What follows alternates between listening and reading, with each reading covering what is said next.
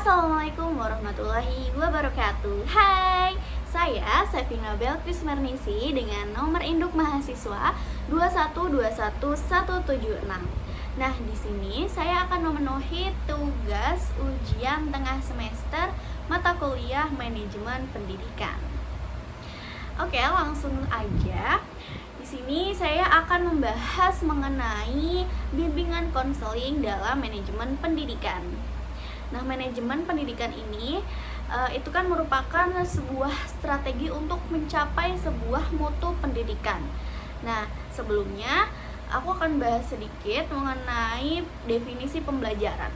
Nah, definisi pembelajaran itu apa sih? Definisi pembelajaran itu bisa diartikan sebagai adanya perubahan tingkah laku yang dilakukan secara konsisten dan tetap. Jadi perubahan tingkah lakunya itu secara kontinus, secara berulang, dan juga dilakukan secara konsisten, dan perubahannya itu bersifat tetap. Jadi terus menerus ya, konsisten.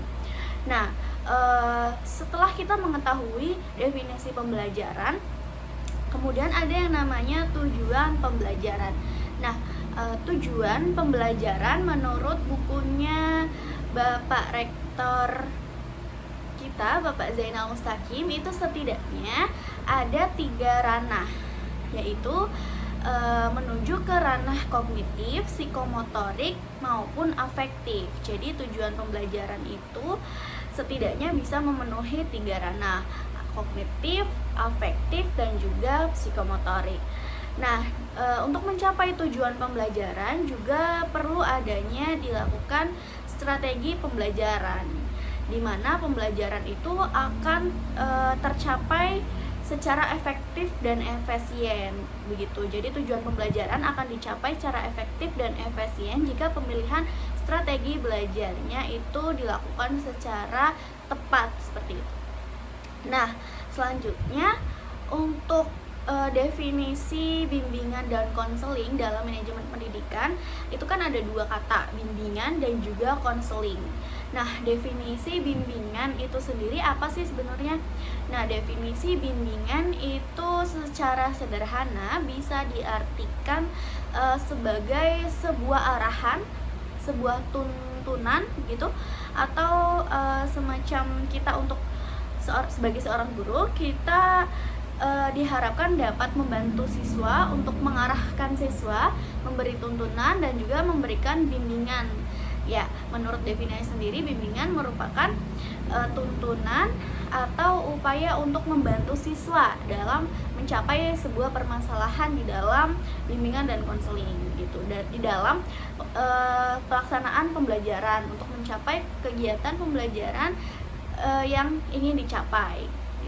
Kemudian untuk definisi konseling sendiri itu bisa diartikan sebagai upaya atau tindakan tekniknya nih.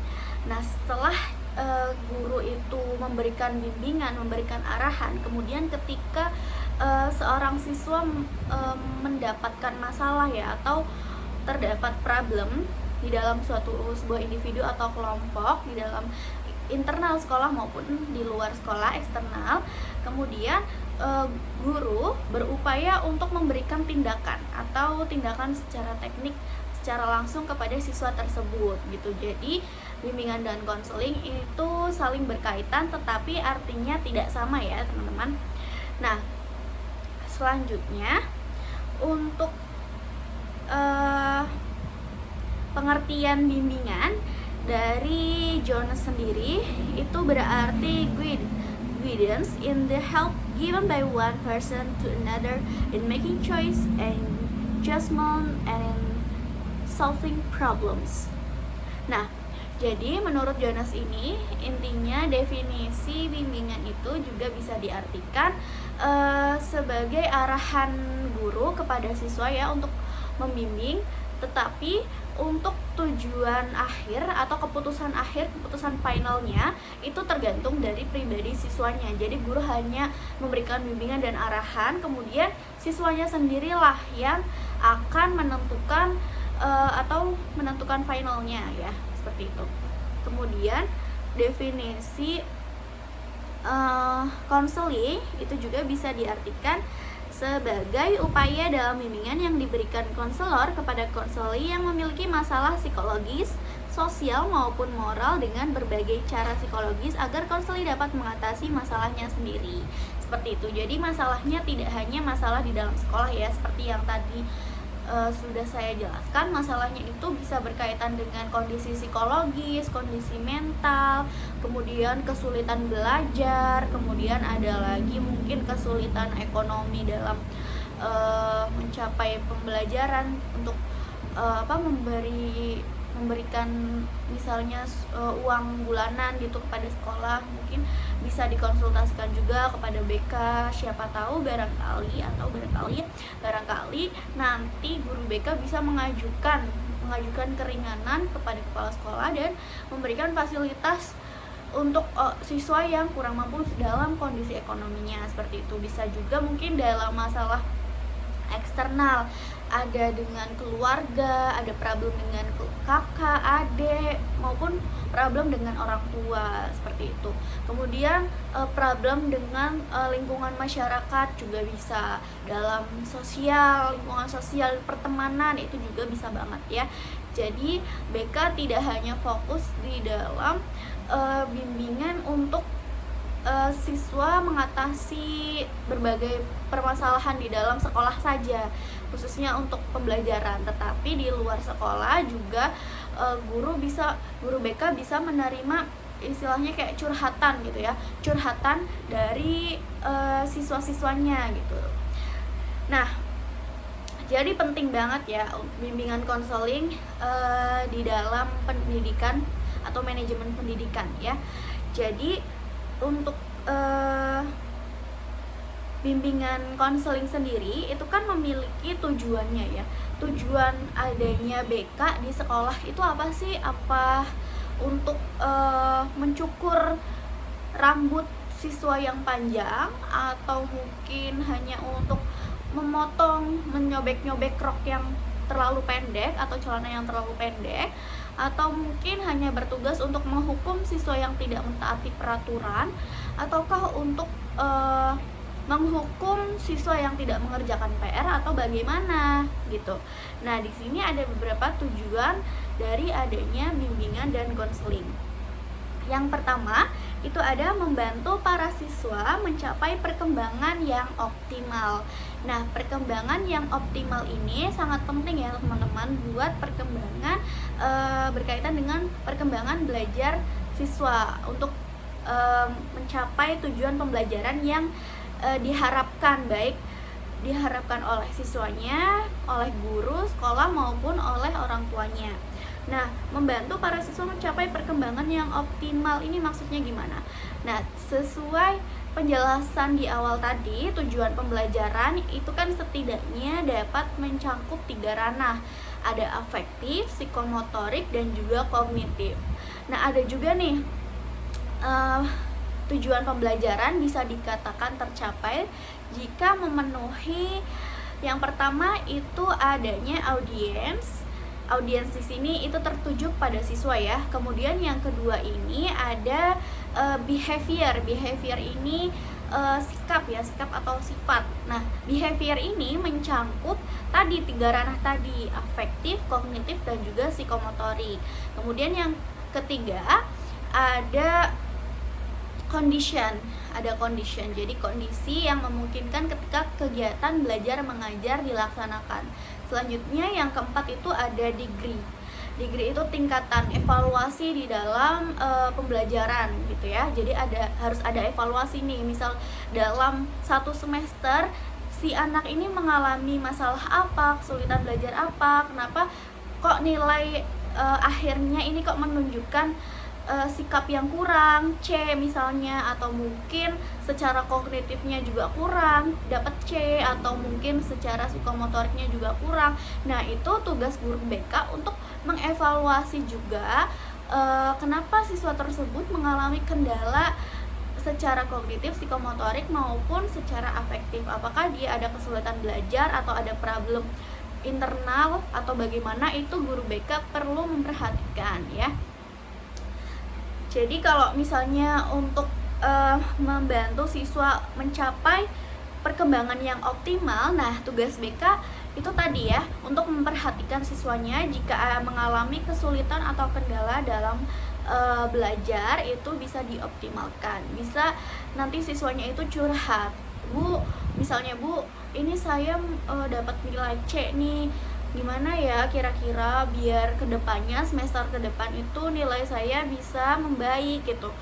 Nah, bagaimana kalau misalnya dengan adanya masalah yang saya alami ini tidak mengganggu tugas atau kewajiban saya di sekolah sebagai seorang siswa atau sebagai seorang siswi begitu. Nah, nanti di situ bisa dikonsultasikan melalui konseling pribadi ya, melalui konseling pribadi. Nah, selanjutnya yang kedua ada membantu para siswa untuk mencapai kemandirian. Nah, yang kedua ini siswa diharapkan mampu mengembangkan sikap kemandirian. Jadi kan kalau misalnya kita semakin bertambahnya usia, otomatis sikap kemandirian juga harus sejalan ya, harus semakin berkembang.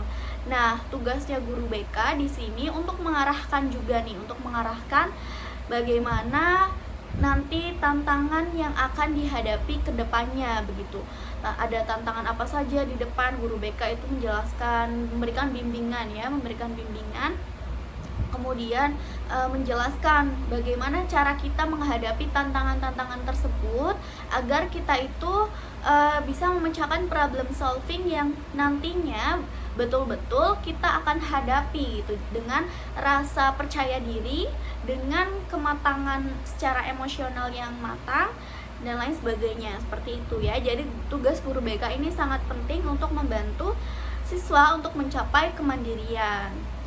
Kemudian untuk memecahkan masalahnya sendiri itu kan butuh proses ya. Setiap bertambahnya usia kan mungkin tidak semua orang, tidak semua siswa dapat menyadari apa yang kurang di dalam diri kita gitu. Jadi mungkin tugas guru BK itu bisa dijadikan konselor untuk mengetahui nih, biasanya tuh kan ada nih di sekolah dikasih misal tes IQ atau mungkin tes minat bakat. Nah, atau mungkin tes-tes yang lainnya itu mungkin bisa berguna untuk siswa dalam mencapai kemandirian, perkembangan yang optimal, kemudian untuk mengetahui kemampuan kognitifnya sejauh mana, kemudian kemampuan secara psikomotoriknya sejauh mana, terus minat bakatnya sejauh mana. Nah, itu tugas guru BK sangat penting ya.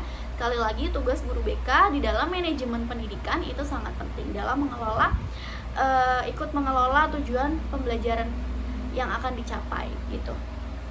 Nah, kemudian ada lagi nih, membantu sekolah dalam mencapai tujuan pendidikan. Seperti yang sudah tadi saya jelaskan ya, guru BK sangat berguna untuk mencapai tujuan pendidikan yang akan dicapai. Nah, tanpa ada guru BK, tidak mungkin tujuan pembelajaran, tujuan pendidikan itu akan tercapai. Karena kan yang tahu, yang ahlinya nih, ibaratnya guru BK itu ahlinya dalam hal psikologi anak, kemudian kesehatan mental anak dan lain sebagainya. Itu misal guru mapel itu tidak mungkin bisa memiliki kemampuan setinggi guru BK ya mungkin. Jadi guru BK ini diharapkan dapat membantu untuk mencapai tujuan pendidikan secara optimal dan maksimal begitu.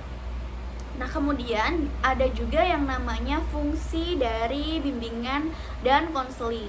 Nah, fungsi BK di sini yang pertama ada fungsi informasi, seperti namanya sendiri, bimbingan dan konseling ya. Bimbingan, memberikan bimbingan, arahan, memberikan informasi. Biasanya kalau informasi di tahun pertama masuk sekolah, biasanya guru BK itu memberikan informasi atau motivasi-motivasi agar peserta didik itu dalam menjalani masa-masa sekolahnya itu dengan penuh semangat, dengan penuh gairah, dan dengan penuh motivasi yang tinggi untuk mencapai cita-citanya pribadi masing-masing. Jadi yang pertama itu pemberian informasi, semisal di tingkat SMA itu diberikan informasi perguruan tinggi terbaik satu Indonesia. Nah, perguruan terbaik misalnya nih ada 3, Universitas Indonesia, Universitas Gadjah Mada dan juga misalnya Universitas Diponegoro nih, sebagai contoh saja ya. Nah, untuk mencapai 3 universitas ini, atau setidaknya untuk lolos untuk masuk ke 3 universitas ini, kamu itu harus mencapai nilai minimum sekian persen gitu. Nah, guru BK tugasnya untuk memberikan informasi seluas-luasnya mengenai motivasi untuk mencapai perguruan tinggi yang terbaik se-Indonesia, atau mungkin pemberian informasi untuk misalnya pengenalan lingkungan, masa orientasi siswa, untuk pengenalan strategi pembelajaran yang akan dilakukan ke depannya terhadap guru mapel dan lain sebagainya, atau peraturan-peraturan yang harus ditaati di dalam sekolah. Itu guru BK juga bisa memberikan informasi dan mengarahkannya seperti itu. Nah, kemudian yang kedua ada fungsi pencegahan. Nah, fungsi pencegahan ini bisa dilakukan guru BK untuk mengatasi atau mencegah sebelum adanya problem-problem yang akan dihadapi ke depannya. Sebagai contoh, mungkin guru BK memberikan edukasi ya mengenai pencegahan penggunaan narkotika, rokok, minuman beralkohol, dan lain sebagainya. Nah, itu fungsi guru BK untuk memberikan tindakan pencegahan atau preventif. Kemudian ada penyelesaian masalah. Nah, seperti yang sudah saya jelaskan di awal, untuk penyelesaian masalah ini juga bisa dilakukan dengan guru BK ya. Seperti tugasnya sendiri, guru BK merupakan guru yang bertugas untuk membimbing dan memberikan pelayanan kepada siswa mengenai masalah-masalah yang dihadapi baik di sekolah maupun di luar sekolah, seperti itu ya. Kemudian fungsi pemahaman. Nah, seperti tadi berkaitan juga dengan untuk mencapai kemandirian ya. Mungkin untuk fungsi pemahaman ini mungkin guru BK juga berkontribusi setidaknya itu untuk memberikan perkembangan kognitif untuk mencapai tujuan pembelajaran yang ingin dicapai gitu. Jadi guru BK memberikan pemahaman mengenai apapun, baik masalah internal maupun eksternal, seperti itu. Kemudian ada fungsi pemeliharaan dan juga pengembangan. Nah, kemudian selain itu bimbingan dan konseling itu juga memiliki 17 pola. Jadi ada pola BK 17 atau pola 17 BK. Nah, pola BK 17 ini itu merupakan pemberian bimbingan dan konseling kepada peserta didik melalui 4 bidang bimbingan, 7 layanan BK, dan juga 5 kegiatan pendukung, serta 1 wawasan BK. Nah, mungkin saya tidak menjelaskan secara detail mengenai pola 17 BK. Intinya pola 17 BK ini idealnya dilakukan oleh semua guru BK untuk memberikan pelayanan kepada siswa untuk mencapai tujuan pembelajaran secara maksimal. Nah, jadi kalau ada guru BK yang tidak melaksanakan pola 17 BK ini, maka bisa dikatakan guru tersebut bukan guru profesional ya. Karena kalau guru profesional itu harus memberikan bimbingan dan konseling secara maksimal, secara optimal gitu ya. Harus melaksanakan tugas dan kewajibannya sebagai guru BK untuk membimbing siswanya. Nah, untuk 4 bimbingan, yang pertama itu ada bimbingan pribadi. Nah, bimbingan pribadi ini sesuai namanya ya, bimbingan pribadi atau personal. Jadi kita bisa melakukan bimbingan ini dengan guru BK ketika kita memiliki problem atau masalah pribadi nih, misalnya masalah percintaan nih, nggak apa-apa banget kalau misalnya mau curhat ke guru BK nih, masalah percintaan, atau mungkin masalah kesulitan belajar nih, aku susah banget Bu untuk memahami sebuah mata pelajaran matematika atau yang berbau sains seperti itu, tapi orang tua saya nyuruh saya itu masuknya ke IPA nih, gimana ya Bu solusinya gitu. Nah, nanti guru BK akan memberikan bimbingan dan memberikan opsi pilihan bagaimana untuk memberikan solusi kepada siswanya untuk mengatasi sebuah permasalahan tersebut gitu. Nah, bimbingan pribadi juga bisa dilakukan ketika siswa mendapatkan masalah dengan temannya begitu, tapi tidak berani untuk bicara dengan temannya ya. Jadi hanya diungkapkan saja nih keluh kesahnya ke guru BK. Itu tidak apa-apa banget ya, karena tugas guru BK memang seperti itu ya. Seperti psikolog, tapi hanya beda pendidikan saja. Kalau psikolog lebih ahli daripada guru BK, dan itu ranahnya lebih dalam gitu ya, psikolog atau psikiater. Tapi kalau guru BK itu khususnya di dalam lingkup pendidikan ya, untuk mencapai manajemen pendidikan secara efektif seperti itu. Kemudian ada bimbingan sosial juga nih, seperti yang sudah saya jelaskan di awal. Untuk bimbingan sosial ini bisa dari masalah-masalah sosial, misalnya masalah dia bergaul dengan lingkungan sosial yang negatif, bagaimana cara untuk keluar dari lingkungan tersebut, atau mungkin dia ingin berteman dengan sebuah lingkungan sosial yang positif, tetapi dia tidak memiliki rasa kepercayaan diri gitu. Mungkin dia introvert atau mungkin pemalu, jadi dia tidak berani, tapi dia ingin maju, dia ingin memiliki pengalaman yang luas. Nah, itu bagaimana Bu solusinya biar saya nggak introvert, biar saya udah nggak maluan lagi gitu. Nah, nanti bisa curhat ke guru BK gitu ya. Selanjutnya bimbingan belajar dan bimbingan karir. Nah, bimbingan belajar ini juga misal peserta didik memiliki kesulitan dalam belajarnya nih, dalam memahami suatu pelajaran, atau mungkin ada hambatan di dalam keluarga ketika misal kita mau belajar, tapi mungkin orang tua di rumah malah menyuruh kita untuk kerja membantu mereka gitu. Nah, solusinya bagaimana Bu? Apakah Ibu bisa memberikan pemahaman kepada orang tua saya agar orang tua saya itu tahu kewajiban saya sekarang itu belajar gitu. Nah, selanjutnya ada bimbingan karir ya, yang terakhir. Nah, bimbingan karir ini bisa dilakukan di awal tahun pas masuk sekolah, ataupun mau akhir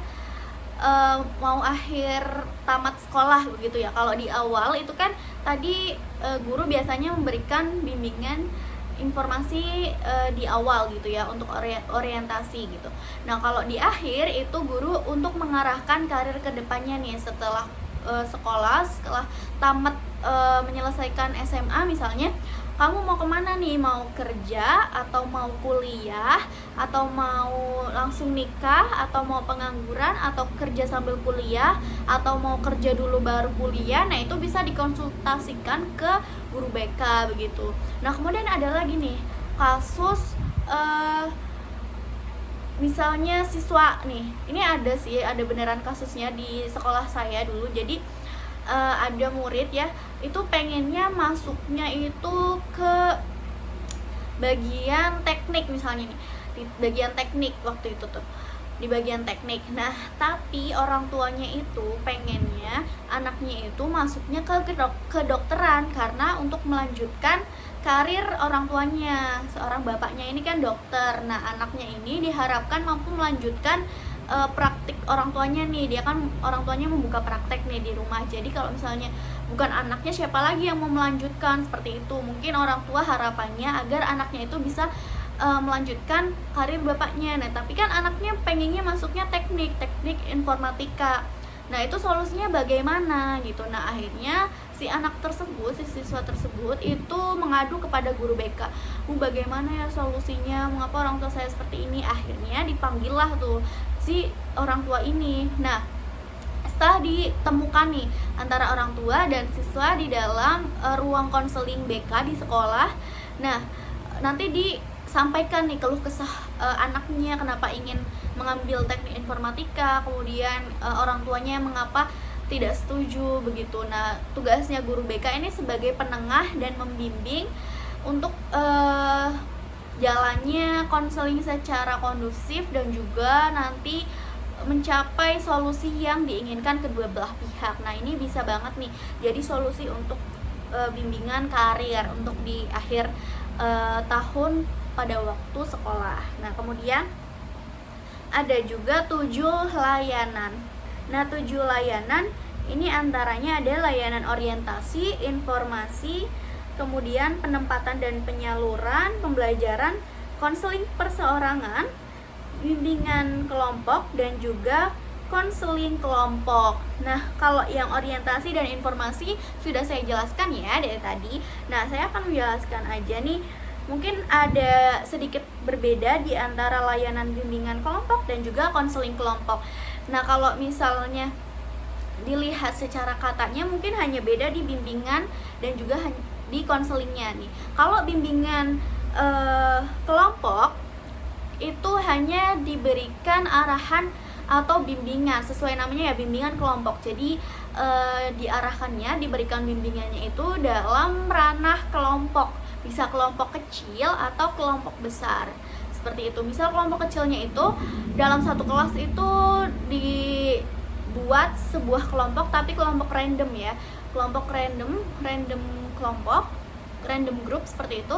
Nah, nanti bisa diberikan bimbingan. Misalnya di satu kelompok ini masalahnya apa aja nih, nanti diberikan informasi-informasi gitu. Nah, kalau misalnya di satu kelas nih, kelompok satu kelas, nanti diberikan informasi itu bisa setiap minggunya itu satu tema harus selesai. Misal tema yang pertama untuk pencegahan penggunaan narkoba misalnya. Nah, nanti minggu kedua, minggu depannya itu misalnya pemberian motivasi belajar dan lain sebagainya. Itu kalau bimbingan kelompok ya.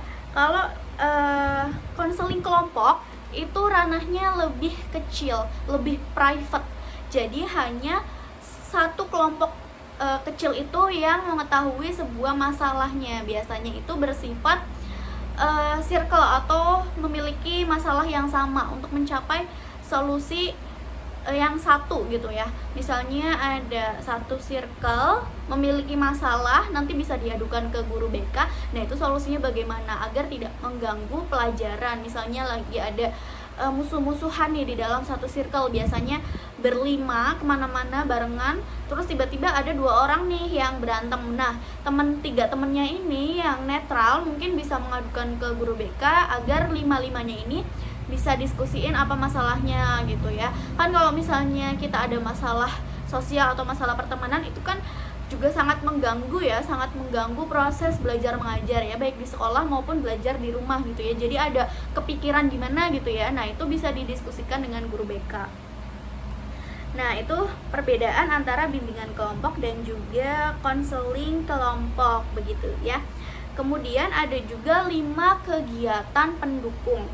Nah, 5 kegiatan pendukung itu antara lain ada instrumen BK, ada himpunan data, ada konferensi kasus, ada kunjungan rumah, dan juga alih tangan kasus. Nah, mungkin saya akan bahas beberapa saja ya antara 5 kegiatan pendukung. Nah, 5 kegiatan pendukung ini tujuannya apa? Nah, jadi keempat bimbingan dan ke-7 layanan tersebut itu bisa berjalan. Misal seorang guru BK tidak bisa menyelesaikan secara pribadi, secara individu, maka kegiatan pendukung akan dilakukan, misalnya dengan ikut campurnya kepala sekolah, ikut campurnya wali kelas, ikut campurnya keluarga, dan lain sebagainya. Nah, itu bisa dimasukkan ke 5 kegiatan pendukung. Nah, kalau yang pertama itu instrumentasi BK, itu misal pas awal itu biasanya kalau di sekolah saya dulu diberikan link kuesioner untuk mengisi minat dan bakat, kemudian universitas yang akan dituju setelah kuliah misalnya, atau mungkin motivasi belajarnya tinggi, sedang, atau rendah, dan lain sebagainya. Nah, itu biasanya diberikan instrumen untuk mengetahui karakter dan sifat siswa begitu. Kemudian himpunan data, ada guru BK pasti memiliki data-data siswa ya, data orang tua, data alamat, dan lain sebagainya. Itu pasti disimpan oleh guru BK untuk kepentingan nanti tujuan pembelajaran di sekolah itu dapat tercapai. untuk mengetahui identitas juga misalnya begitu. Kemudian ada konferensi kasus. Konferensi kasus itu biasanya dilakukan oleh beberapa pihak yang melibatkan sivitas akademik ya, bisa melibatkan kepala sekolah, wali kelas, kemudian ada orang tua, ada siswanya, ada guru BK, beberapa guru BK, kemudian mungkin ada wakil kepala sekolah seperti itu, ada wakil kesiswaan dan lain sebagainya. Nah, itu untuk mencapai satu kasus yang tidak bisa ditangani sendirian oleh guru BK begitu. Nah, kemudian kunjungan rumah nih. Kunjungan rumah itu bisa dilakukan guru BK ketika siswa ini bermasalah nih dalam sekolahnya. Misalnya kok sudah bolos beberapa kali, itu pasti melakukan cross check di rumah, apakah orang tuanya melarang si siswa ini untuk sekolah apa gimana gitu. Nanti dilakukan adanya kunjungan rumah dan juga alih tangan kasus. Kalau misalnya guru BK mungkin perlu adanya tindakan hukum mungkin dari pengadilan ketika si siswanya ini melakukan tindakan kriminal atau yang lain sebagainya, mungkin melakukan bullying dan si korban ini melapor kepada pihak yang berwajib. Nah, itu nanti bisa dialih tangankan kasus seperti itu ya. Mungkin itu saja yang dapat saya sampaikan materinya, kurang lebihnya saya mohon maaf. Wassalamualaikum warahmatullahi wabarakatuh.